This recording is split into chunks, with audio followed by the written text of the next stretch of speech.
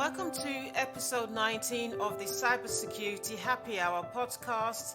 I am your host, Christie, and the topic of today's podcast is public Wi-Fi security.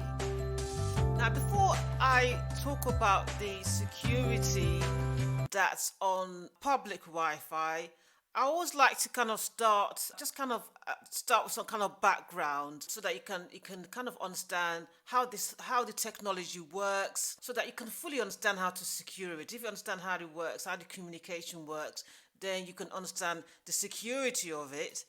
And you can also understand how to secure it yourself. Have some understanding, of course. So let me start with really discussing what Wi-Fi is. So some of you might know this, of course, but really a Wi-Fi is a wireless network, and this kind of refers to your wireless local area network. So let's say in your homes, you're going to have a network of your assets. So your assets are, well, you have tablets, you've got laptops, you've got your iPhones or your smartphones, all connected together, okay? But traditionally, when we connect these devices, let's say in our offices, let's say you go to work, they're usually wired. So if you look at, you have your desktop or even your laptop, you see an Ethernet cable going from your laptop to the wall. So that's traditionally, okay? So the data goes from the source, which is the laptop, and goes through the wire to a destination which could be inside the organization or external to the company.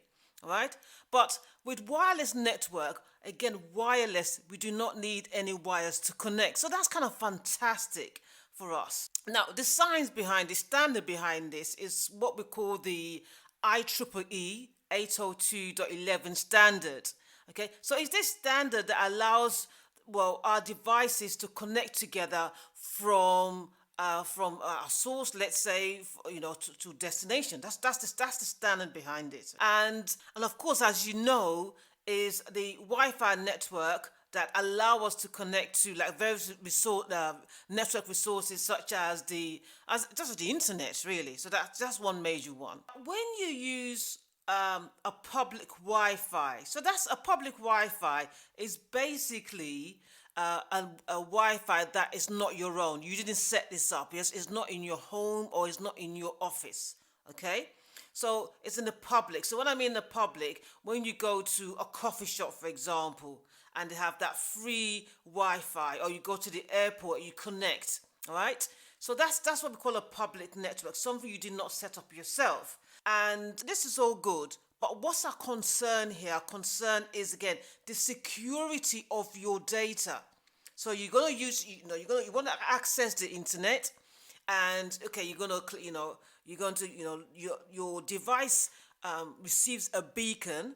Okay, so you're going to see a list of networks, and you're going to see a public Wi-Fi, and you click on it, and some you may have to log in when they capture your emails again. So that's another topic. But then you log on to this, or sometimes you don't even log on. You just click and you're in. All right.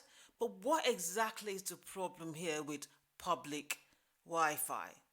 Well, the main problem is that the data in transit is not encrypted. Or sometimes they may be encrypted, but they might be using an encryption that's been broken.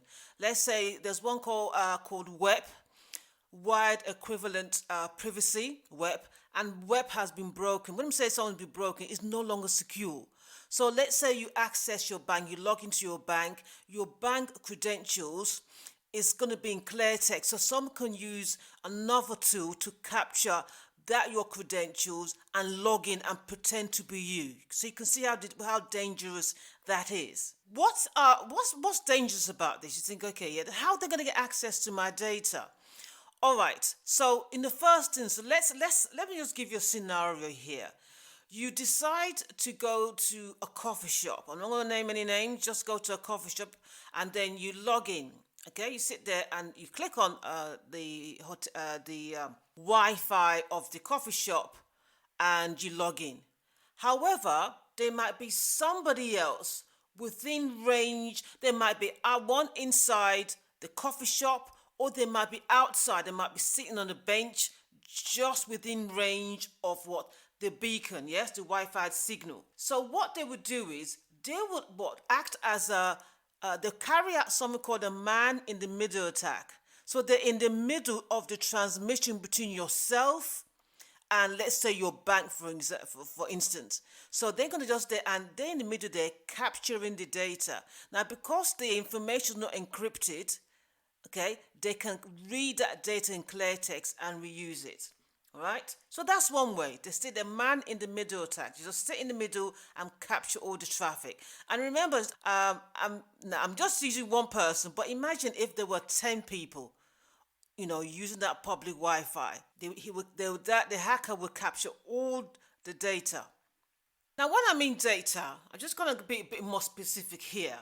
I did mention that one, the hacker may have access to your emails, any telephone numbers, your credit cards.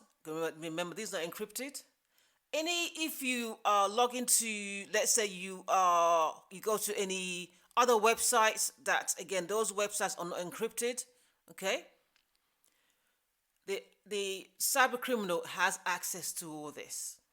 So what's the risk here? The risk of an attack is reuse. So again, the cyber criminal I'm not going to mention the tools. There's tools in the market that you can use. They're legitimate tools used by network administrators to check, let's say, bottlenecks of networks. But these tools can be used, again, to capture data. I'm not going to mention them. So the cyber criminals captured the data, and the key attack is reuse. They're going to reuse your credentials. Now that attack, what I've just described is what we call eavesdropping. So I said the hacker or the cyber criminal is within the coffee shop or within the vicinity, and that's what we call eavesdropping. So it's an eavesdropping type of attack. So the network is not protected, or again, not encrypted, and this evil person captures the data. Now, the second type of attack I'm going to mention here is what we call, or what is known as, the evil twin. The evil twin. Now, what happens here is that the cyber criminal would deliberately create a wireless network, a Wi-Fi network, they can use their hotspot. So, for example, they could create a hotspot and name it, let's say, Costa Guest Wi-Fi. And those who are really attracted to free Wi-Fi will think, oh, here's Costa's Wi-Fi, without actually thinking about it, and connect to that Wi-Fi. So really what this cyber criminal is doing is posing as an authorized access point. You would think you're going to Costa, but actually you're going through the cyber criminal's hotspot. And again, of course, it's going to capture all the traffic and reuse as they see fit. Now, another way of a cyber criminal possibly identifying possible open networks. So I'm just going to mention 4 types of Wi-Fi. Now, attackers use various types of Wi-Fi chalking techniques, and these techniques are used to kind of identify open Wi-Fi public networks. So open Wi-Fi or open public networks. And when I say open, that means, of course, it's not secure. It's just kind of open, easy to log in. And the first one is what is known as wall chalking. So with a wall chalking, an attacker will walk around with their laptop or absolutely with their phone to detect open networks. So just going around looking for open networks. The second form of wall chalking techniques, wall chalking. So once the attacker has identified that a public Wi-Fi is open, then they'll kind of draw some kind of symbols, possibly on the wall or probably on the pavement, so that other attackers will know, or maybe other people, to announce that there's a public Wi-Fi here within this building, or within the coffee shop. And then we have wall driving. So in this instance, these attackers are in a car, yes? So in the car, driving around looking for what? Wi-Fi that are open as well. So they just drive around. So they're driving, it could be in a car, it could be in a bike.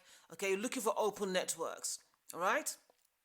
So these are just some of the attacks, what we call Wi-Fi choking techniques, really. Wi-Fi choking. So once the attackers identified open network, then they will draw a symbol to either to alert others to say that this Wi-Fi is open. Again, what's the danger here?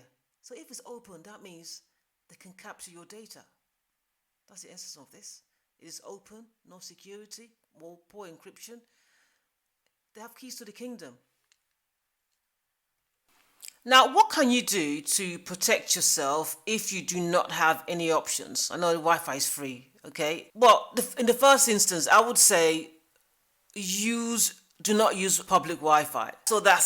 So you've eliminated that risk. So you do not use public Wi-Fi. However, if you need to use a public Wi-Fi, so the first thing you need to do is make sure that you have a VPN on your device or on your laptop. Now, what would a VPN do? A VPN would create that secure connection. So you want to go to your bank, that data from your laptop, when it's going through that tunnel to the wireless network is encrypted. So that gives you that security. So you have that VPN on your device. Do not forget to protect your data in transit and maintain your privacy by using our affiliate link for NordVPN. So get NordVPN. However, you need to use the coupon code IntechCyber. And what do you get for using this coupon code? You get 70% off a 3-year plan plus 1 month free. So I'm going to just repeat that. Get NordVPN. You want to protect your data in transit. You want to make sure it's encrypted so that hackers cannot read your data. Get NordVPN using our code IntechCyber, and you get 70% off a 3-year plan plus 1 month free. Now, what else can you do to protect yourself, especially when you're using a public Wi-Fi? If you're going to log on to a website, make sure that it has the HTTPS on the web address. Okay, so you see that padlock, you go into the website, you see that padlock. So what does that ensure? It ensures that your data is encrypted. So always look for the padlock or the HTTPS. So that will ensure that your data is secure via encryption. Secondly, log out of your account. So you've logged into a website.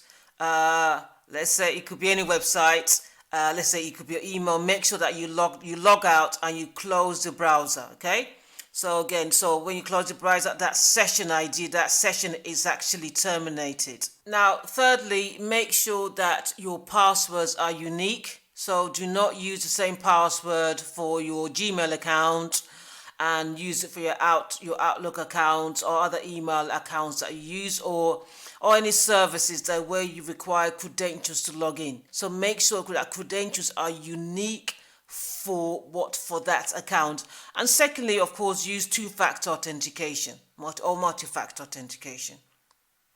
You can also protect yourself further by paying close attention. Sometimes you go to a website and you get a warning that one certificate has expired. Please pay close attention to that. If you see that warning, just close and leave. So that's the first thing you do. Or any other warning signs. Okay, so sometimes you might get any sort of warning. That's a red flag. So just kind of close and quietly retreat. And lastly, what I'm going to say here is that I mentioned about encryption. Now, on the Wi-Fi, if you're able to, when you log in, if you're able to go into the settings and just kind of verify. So we have different types of encryption. We've got WEP and so we have WPA. Now, WEP and WPA will not protect you fully against all sorts of snooping or eavesdropping or hacking attempts. So ideally make sure that the Wi-Fi network is using WPA2.